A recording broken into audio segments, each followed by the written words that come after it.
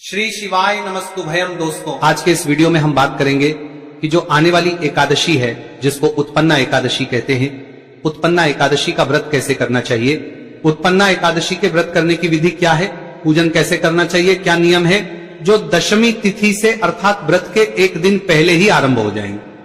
साथ ही बताएं कि ये जो एकादशी है, इसका व्रत एकादशी जिस दिन सूर्य के मुख से है उसी दिन है या द्वादशी वाले दिन करना है, दशमी वेधा किस दिन है, और उत्तम जो द्वादशी युग का व्रत होता है वह किस दिन है, किस दिन करना है, शुभ मुहूर्त क्या रहेगा और पारण कब करना होगा। इस प्रकार से संपूर्ण जानकारी आने वाली एकादशी के विषय में इस वीडियो में आपको प्रदान की जाएगी। आपसे निवेदन है कि वीडियो यदि थोड़ा सा भी उपयोगी लगे तो कृपया एक बार अवश्य कर दीजिएगा। परमेश्वर वासुदेवा की कृपा प्राप्त करने के लिए और अपने एकादशी व्रत की सफलता के लिए कमेंट बॉक्स में अवश्य लिखिएगा ओम नमो नारायणाय या दामोदराय नमः। ये मार्गशीर्ष मास के मूल मंत्र है, इनको जितना लिखा जाएगा उतना कल्याणनीय है। यदि आप सभी व्रत और त्योहारों की सही शास्त्रीय जानकारी पाते रहना चाहते हैं तो कृपया चैनल को सब्सक्राइब कीजिए और बेल आइकॉन को प्रेस कीजिए। जब आप सब्सक्राइब का दबाएंगे तो वहां एक घंटी का निशान बना हुआ आएगा, उसको अवश्य दबाइएगा, तभी आपको हमारे सारे वीडियो प्राप्त होंगे, अन्यथा आपसे जानकारी छूट जाएगी। आइए प्रिय दर्शकों, जानकारी आरंभ करते हैं, बात करते हैं मार्गशीर्ष मास की आने वाली एकादशी की। प्रिय दर्शकों, मार्गशीर्ष मास के कृष्ण पक्ष की जो एकादशी है उसको उत्पन्ना एकादशी कहते हैं। इसी को उत्पत्ति एकादशी भी कहा जाता है। यह दशी प्रथम एकादशी कही गई है। इसका व्रत इसलिए महत्वपूर्ण है क्योंकि यह एकादशी एक प्रकार से एकादशी का प्रकट दिवस होता है। इसी दिन देवी एकादशी प्रकट हुई थी, इसीलिए ये जो एकादशी है बड़ी एकादशी कही गई। शास्त्र कहते हैं कि जो इस एकादशी का व्रत करता है उसे कार्तिक की तुलना में 1 करोड़ गुना अधिक फल की प्राप्ति होती है। शास्त्र कहते हैं कि यदि आप इस एकादशी का व्रत करते हैं, पूजन करते हैं, कथा श्रवण करते हैं तो आपको अनंत फल की प्राप्ति होती है और भगवान नारायण के आशीर्वाद से आपकी सभी मनोकामनाएं पूर्ण होती हैं। ये एकादशी आपकी सभी मनोकामनाओं को पूरा करने वाली है। आपको धन, संपत्ति, ऐश्वर्य, वैभव के साथ साथ मोक्ष भी देने वाली है। इस एकादशी के व्रत करने के मात्र से ही मनुष्य के जन्म जन्म के पापों का नाश हो जाता है। शास्त्र कहते हैं कि यदि आप इस एकादशी का व्रत करते हैं तो चाहे आपने ब्रह्म हत्या जैसा बड़े से बड़ा पाप ही क्यों ना कर रखा हो, वो भी नाश को होता है। बात आती है कि व्रत कैसे करना है, नियम क्या है और किस प्रकार से पूजन करना चाहिए। भगवान विष्णु ने स्वयं इस एकादशी के व्रत का विधान बताया है। भगवान नारायण के द्वारा कहा गया है कि इस एकादशी का व्रत जब आप करें तो दशमी तिथि से ही व्रत के नियमों का पालन करें। व्रत के एक दिन पूर्व ही आपको एक भोजन करना चाहिए, 2 वक्त नहीं, 1 वक्त का भोजन करना चाहिए, वो भी दोपहर का। रात्रि को भोजन नहीं करना चाहिए। तो अगर आपके लिए संभव है इस प्रकार से कर पाना तो अवश्य प्रयास करके कीजिएगा। नहीं कर पाए तो आप आहार लीजिएगा, परंतु सात्विक आहार लीजिएगा। और एकादशी के दिन तो आपको व्रत करना ही करना है। एक दिन पहले ही कुछ मूल वस्तुएं होती हैं, उनका त्याग कर देना होता है। जैसे कांसे के पात्र का प्रयोग कहा गया है कि त्याग देना चाहिए, कांसे के पात्र का प्रयोग नहीं करना चाहिए। हरी पत्तेदार सब्जियों का प्रयोग वर्जित कहा गया है, इसीलिए उसका प्रयोग भी आपको नहीं करना चाहिए। व्रत के एक दिन पहले ही आपने लहसुन, प्याज आदि का त्याग कर देना चाहिए। और जो लोग मांस, मदिरा आदि खा के व्रत करते हैं, अर्थात जो लोग मांस, मदिरा आदि का सेवन करते हैं और एकादशी आने पर व्रत भी करते हैं, तो उनको भी उसका त्याग एक दिन पहले करना चाहिए। ये नहीं कि आज खूब खाए पिए और कल व्रत कर ले, वो अनुचित है। इस प्रकार से आप दशमी तिथि को व्यतीत कीजिए भगवान के चरणों में मन को लगाते हुए। और एकादशी तिथि के दिन, जिस दिन व्रत कर रहे हैं आप एकादशी का, उस दिन सूर्योदय से पहले अवश्य उठ जाइए। उठने के बाद स्नान कीजिए। अब यूं तो भगवान नारायण कहते हैं कि इस दिन आपको माता तुलसी की जड़ों में जो मिट्टी होती है ना, उसका लेप लगा के स्नान करना चाहिए, बड़ा कल्याणकारी होता है। माता तुलसी जहां पौधा लगा रखा हो, उनकी जड़ों में जो मिट्टी हो, मतलब उस पौधे में जो मिट्टी हो, उसके नीचे उस मिट्टी को पूरे शरीर पर लगाकर और फिर आपको स्नान करना चाहिए। आपके लिए यदि संभव है तो इसको अवश्य कीजिएगा, बड़ा कल्याणकारी है। जिनके लिए संभव नहीं है तो बताऊं आपको कि आप उसमें उपटन मिलाकर लगा लीजिएगा, अत्यंत ही पुण्यदायी कहा गया है। भगवान नारायण के द्वारा यह विधान कहा गया है, ध्यान दीजिएगा। इस स्नान की विधि भगवान नारायण के द्वारा ब्रह्मदेव को कही गई है। यह स्नान आपको करना चाहिए। शास्त्र कहते हैं कि संभव है तो इस दिन आपको पवित्र नदी में स्नान करना चाहिए। अब क्योंकि सबके लिए संभव नहीं है पवित्र नदी में जाके स्नान करना, तो आप घर पे स्नान कर सकते हैं। घर पे जो आपके तुलसी के गमले की जो मिट्टी होगी, तुलसी के पौधे की जो मिट्टी होगी, उसको एक दिन पूर्व ही लेके रख लीजिएगा, क्योंकि अगर आप सुबह सुबह स्नान कर रहे हैं तो क्या पता कि आप कब ये पौधा लेंगे, उस अवस्था में कितना नुकसान होगा। तुलसी के पौधे और आपको असुविधा तो नहीं हो जाएगी। इससे अच्छा है कि ये मिट्टी आप एक दिन पहले ही लेके रख लीजिएगा।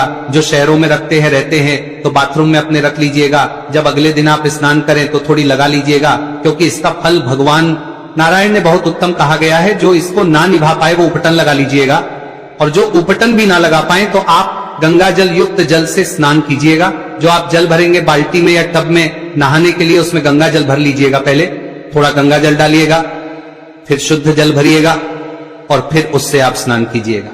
मां गंगा का स्मरण करते हुए, देवताओं का स्मरण करते हुए।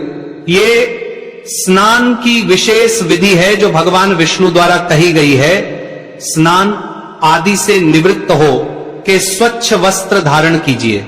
स्वच्छ वस्त्र धारण करके और अब आप भगवान का पूजन करेंगे। करते हुए भगवान माधव का आपको पूजन करना है। माधव का पूजन करने के लिए आपके पास क्या सामग्री होनी चाहिए वो नोट कीजिए। भगवान का चित्र या तस्वीर या प्रतिमा होनी चाहिए। इसके अतिरिक्त रोली मोली, पान, सुपारी, लौंग, इलायची, धूप, दीप, नैवेद्य पुष्प, पुष्प की माला, इत्र, जनेऊ और एक लोटा तांबे का ये सामग्री रहेगी पूजा के लिए। आइए पूजन की ओर आगे बढ़ते हैं, पूजन आरंभ करते हैं। तो एक लीजिए तांबे का, उसमें पहले थोड़ा गंगा जल भरिए, फिर शुद्ध जल भरिए। एक फूल के द्वारा जो आपका पूजा का स्थल है ना, जहां बैठ के आपने पूजन करना है, और जो सामग्री आप लाए हैं उस सामग्री पर और उस स्थान पर जल के छींटे दीजिए, जिससे कि वह स्थान शुद्ध हो जाए, वह सामग्री पवित्र हो जाए, भगवान को अर्पण योग्य हो जाए। ओम प्रकार से जल के छींटे देके आपने स्थान को शुद्ध किया, पवित्र किया और सामग्री को शुद्ध किया। चौकी लगाइए, चौकी पर लाल या पीला वस्त्र बिछाइए, उस पर भगवान की तस्वीर या प्रतिमा रखिए। भगवान शालिग्राम है तो आप उनको रखिए, अन्यथा लड्डू गोपाल जी की प्रतिमा रखिए। क्योंकि एक बात बताता हूं कि इस दिन आप यदि भगवान को शंख के द्वारा जल अर्पित करते हैं, या शंख के द्वारा दुग्ध अर्पित करते हैं, या शंख के द्वारा गंध युक्त जल अर्पित है, तो उसका पुण्य जो है वो कोटि गुना कहा गया है। वैसे तो ये नियम जो है ना पूरे मार्गशीर्ष मास के लिए है।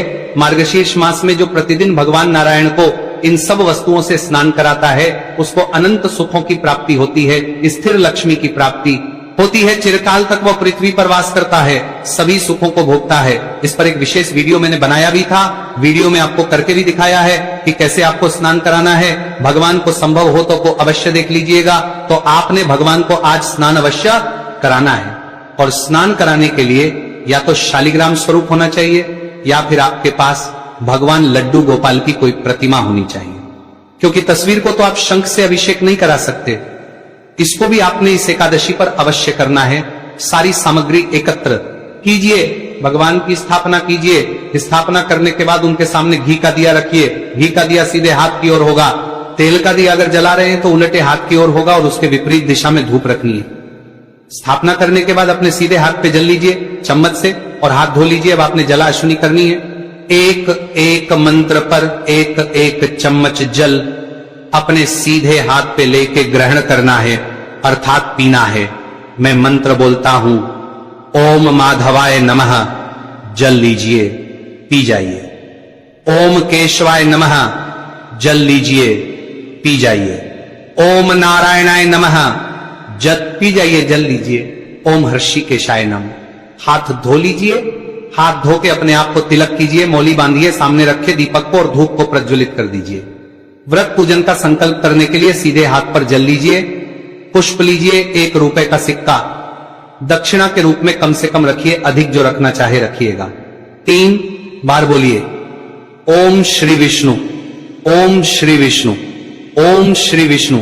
अपना नाम, अपना गोत्र, जिस स्थान पर बैठकर संकल्प कर रहे हैं वहां का मकान नंबर, क्षेत्र का नाम, शहर का नाम, मार्गशीर्ष महाशय कृष्ण पक्षी एकादशी पुण्यतिथि और आयु आरोग्यता प्राप्त सुख संपत्ति प्राप्त भगवान नारायण प्रसन्नार्थ मार्ग शीर्ष उत्पन्ना एकादशी व्रत पूजन और यह संकल्प भगवान के चरणों में अर्पित कर दीजिए।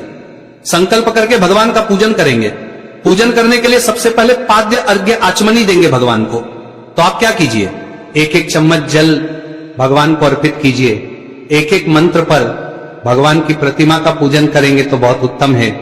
प्रतिमा ना हो तो तस्वीर पर अर्पित कीजिएगा। उनके सामने एक कटोरी रख दीजिए या कोई और पात्र रख दीजिए, उसमें जल अर्पित कीजिएगा जिससे जल इधर उधर ना फैले। ओम नारायणाय नमः पद के रूप में एक चम्मच जल अर्पित कीजिए। अर्घ्य के रूप में भगवान नारायण को शंख से अर्घ्य दीजिए। आप शंख लीजिए और भगवान को शंख से अर्घ्य दीजिए। ओम नमः शिवाय, ओम नारायणाय नमो नमः जल आचमनी कराइए। भगवान को आश्वनी के लिए चम्मच जल लीजिए, अर्पित कीजिए। अब भगवान को स्नान कराएंगे आप। स्नान कराने के लिए पहले शुद्ध जल लीजिए, गंगा जल युक्त जल, उससे स्नान कराइए शंख से। शंख लीजिए, शंख में जल भर लीजिए और आप उस जल से भगवान को स्नान कराइए। सर पे पानी अर्पित करते हुए मंत्र बोलेंगे दामोदराय नमः या ओम नारायणाय नमः, नारायणाय नमः, नारायणाय नमः। ये दो मंत्र हैं। इनमें से जो भी मंत्र बोलना चाहें उसको बोलते हुए भगवान को अभिषेक कराइए, जल से स्नान कराइए। अब आप पंचामृत बना लीजिए या खाली दूध ले सकते हैं, दही ले सकते हैं, उससे भगवान को स्नान कराएंगे। जो लोग तस्वीर पर पूजन कर रहे हैं वो फूल पर पंचामृत लगा लीजिएगा और उसको अर्पित कीजिएगा। पुनः स्नान होगा, शुद्ध जल से स्नान कराएंगे। तो इसमें आप गंध युक्त जल ले सकते हैं, अर्थात जल में थोड़े से पुष्प डाल लीजिएगा या सफेद चंदन है तो वह डाल दीजिएगा। उसको शंख में भरिएगा और फिर भगवान को अर्पित कीजिएगा। से भगवान को वस्त्र अर्पित करेंगे। वस्त्र के रूप में मौली का टुकड़ा तोड़ के अर्पित कीजिएगा। लीजिए, तिलक कर लीजिएगा, फिर भगवान को अर्पित कीजिएगा। यज्ञ पवित्र अर्पित कीजिए भगवान को।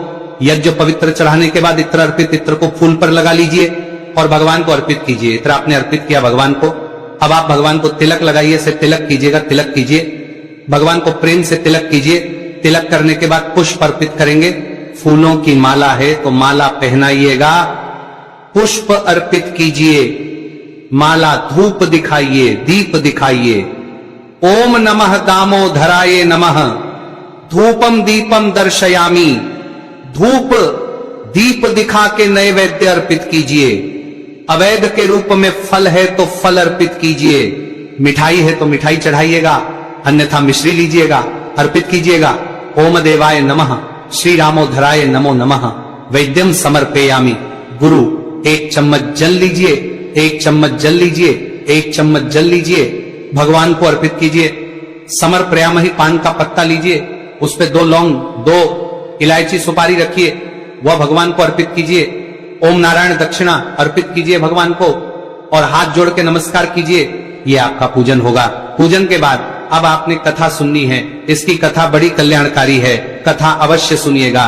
सही कथा सुनने के लिए यदि आप चैनल पर नए हैं तो सब्सक्राइब करते जाइएगा, क्योंकि आप जानते हैं कि ये एक प्रतिष्ठित ज्योतिष संस्थान का चैनल है और हम यहाँ पर वही कथा सुनाते हैं जो संस्कृत में वर्णित होती है, पुराणों में भगवान के द्वारा लिखित होती है। तो उत्तम चैनल को सब्सक्राइब कीजिए। कथा सुनेंगे, कथा के साथ आपको विष्णु शास्त्र नाम का श्रवण करना चाहिए। फिर आपको आरती करनी है। आरती करने के बाद नियमों के अनुसार दिन को व्यतीत करना है। सायंकाल को कीर्तन करना चाहिए, बड़ा कल्याणकारी होता है। कीर्तन के लिए ना जा सके तो कीर्तन विशेष हमारा वीडियो देख लीजिएगा। उन स्त्रोतों को सुनने से आपको कीर्तन का फल प्राप्त होगा।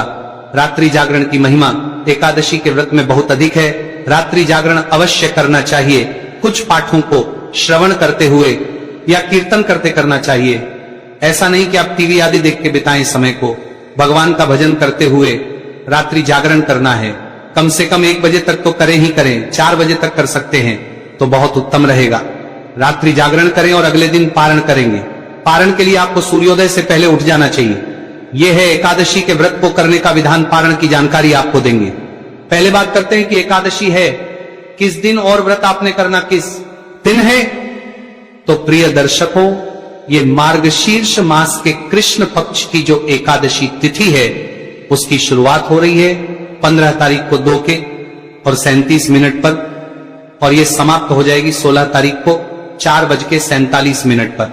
ऐसे में सूर्य के मुख से 15 तारीख को एकादशी रहेगी, तो आपको व्रत करना चाहिए 15 तारीख को।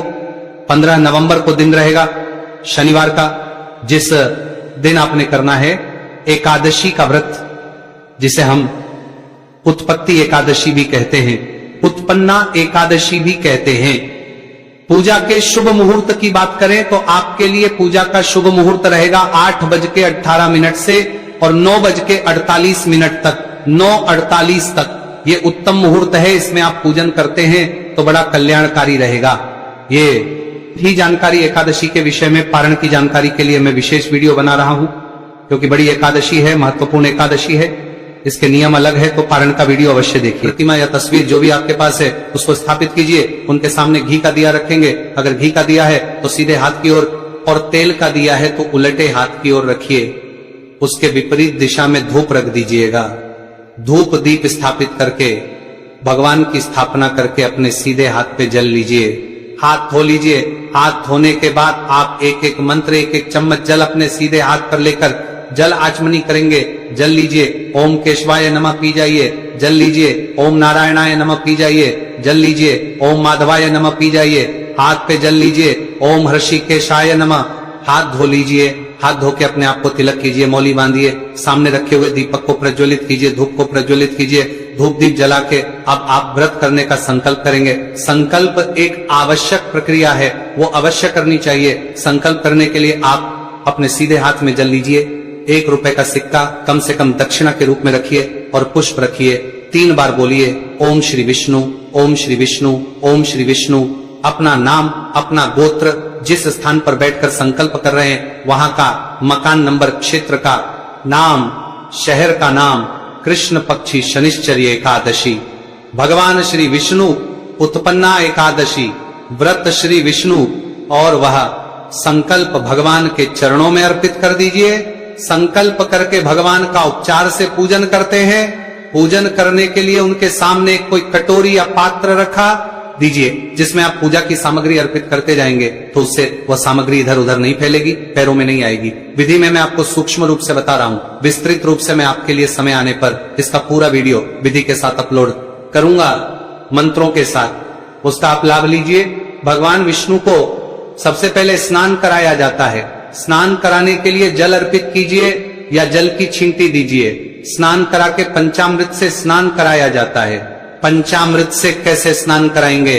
भगवान को पंचामृत बना लीजिए। पंचामृत जो 5 चीज बताई है, पंचामृत बनाइए और उसको फूल पे लगाकर भगवान को अर्पित कीजिए। यदि आपके पास कोई प्रतिमा है, लड्डू गोपाल जी या शालिग्राम जी, तो आप उनको स्नान भी करा सकते हैं, अभिषेक भी करा सकते हैं पंचामृत से। फिर पुनः शुद्ध जल से स्नान कराइए। स्नान करा के वस्त्र के रूप में मौली का एक टुकड़ा तोड़िए और वो अर्पित कीजिए। वस्त्र के बाद इत्र लगाएंगे। अगर इत्र है आपके पास तो फूल पर लगाकर इत्र अर्पित कीजिएगा। भगवान को तिलक लगाइए। तिलक लगाकर पुष्प अर्पित कीजिए। फूलों की यदि माला है ना आपके पास तो फूलों की माला अर्पित कीजिए। पुष्प अर्पित करने के बाद दिखाइए भगवान को, और दीप दिखाइए। भगवान को धूप दीप दिखा के नैवेद्य अर्पित कीजिए। नैवेद्य के रूप में आपके पास कोई फल है तो फल अर्पित कीजिए, मिठाई है तो मिठाई अर्पित कीजिए, और कुछ ना हो तो आप मिश्री लीजिएगा और मिश्री अर्पित कर दीजिएगा। नैवेद्य के बाद जलाजमी करानी। 1 चम्मच जल लीजिएगा, भगवान को अर्पित कर दीजिएगा। अब आप तांबुल अर्पित करेंगे। तांबुल के रूप में पान का पत्ता लीजिए, उस पे 2 लौंग, 2 इलायची और 1 सुपारी रखिए, और वह तांबुल के रूप में भगवान को दक्षिणा अर्पित कीजिए और हाथ जोड़कर नमस्कार कीजिए। इस प्रकार से आप पूजन कीजिए। पूजन करने के बाद अब आप कथा सुनेंगे। कथा आपको हमारे चैनल पर सुनाई जाएगी, तो आप विधि से कथा सुनिए। कथा के साथ विष्णु शास्त्र नाम का श्रवण करते हैं तो बहुत कल्याणकारी है। आरती कीजिएगा। आरती भी हम कथा के साथ ही रिकॉर्ड कर देंगे आपके लिए। आरती में ध्यान दीजिएगा कि कपूर से आरती अगर आप करते हैं तो विशेष फलदायी कही गई है मार्गशीर्ष मास में। प्रतिदिन मैं कहता हूं कपूर से आरती करें भगवान की, अब बहुत अद्भुत फल है उसका, यानी मार्गशीर्ष मास महिमा में बताया भी आपको। अगर आप सुन रहे हैं हमारे चैनल पर मार्गशीर्ष मास का, तो उसमें भी वर्णन आया है और मातम में अवश्य सुनिए। जैसे कार्तिक मास महत्व में आपने सुना होगा, उससे अधिक फलदायी है मार्गशीर्ष मास महत्व में। मार्गशीर्ष का स्नान कार्तिक मास से ज्यादा फल देने वाला है। लोग नहीं जानते, क्योंकि भगवान नारायण कहते हैं कि यह गुप्त से भी अति गुप्त है। इस कारण से लोगों को इसकी जानकारी नहीं है। शास्त्रों से, पुराणों से मैं ढूंढ के लाया हूं, जानकारी मैंने वीडियो भी बनाया है, उसका लाभ लीजिए। मार्गशीर्ष मास में स्नान कीजिए और मार्ग अत्यंत पुण्यदायी है, प्रतिदिन हमारे चैनल पर सुनाया जाता है, उसका लाभ लीजिए। तो आप आरती कीजिएगा, कपूर से आरती करके नियम अनुसार दिन को व्यतीत कीजिए। किसी से लड़ाई झगड़ा नहीं, मनमुटाव नहीं, वैर भाव नहीं रखना, शांतचित होकर दिन को व्यतीत कीजिए। सायंकाल को कीर्तन की महिमा है, कीर्तन कीजिएगा। रात्रि काल को जागरण की महिमा है, जागरण कीजिएगा। अगर संभव हो तो 1 बजे तक कम से कम कीजिएगा और अगले दिन पारण के लिए सूर्योदय से पहले उठ जाइए। इस प्रकार से आपको इस एकादशी के व्रत को आगे बढ़ाना है। अब बात करें कि व्रत आपने करना कब है। प्रिय दर्शकों, मार्गशीर्ष मास के कृष्ण पक्ष की एकादशी, उत्पत्ति एकादशी तिथि की शुरुआत हो रही है 15 तारीख को 26:37 पर, अर्थात जब 15 तारीख आरंभ होगी ना, प्रातः काल 2:37 पर यह एकादशी शुरू हो जाएगी और ये 16 तारीख अर्थात 15 के रात्रि को 12 बजे के बाद जो 16 तारीख लग जाएगी तो रात्रि को 4:47 पर समाप्त होगी। ऐसे में उदया तिथिमान के अनुसार 15 तारीख को एकादशी है और द्वादशी भी व्रत के पूर्ण होने से पहले आ रही है। इसीलिए इस एकादशी का व्रत आपको 15 तारीख को करना चाहिए, 15 नवंबर को करना चाहिए। 15 नवंबर को दिन रहेगा शनिवार का। शनिवार के दिन शुभ मुहूर्त क्या रहेगा, अब ये जान लेते हैं। शनि लगभग 6:30 बजे के आसपास सूर्योदय होगा, तो इसमें पहले 1:30